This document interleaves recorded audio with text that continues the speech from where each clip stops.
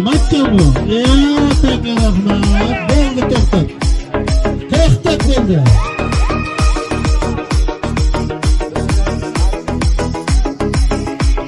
Arslan Kerimo.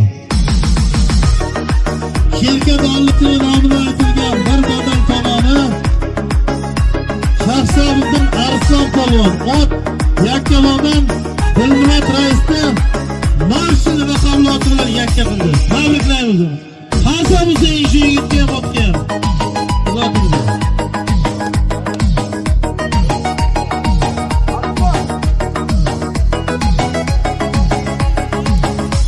Sherkat aylasam bo'lmaydi.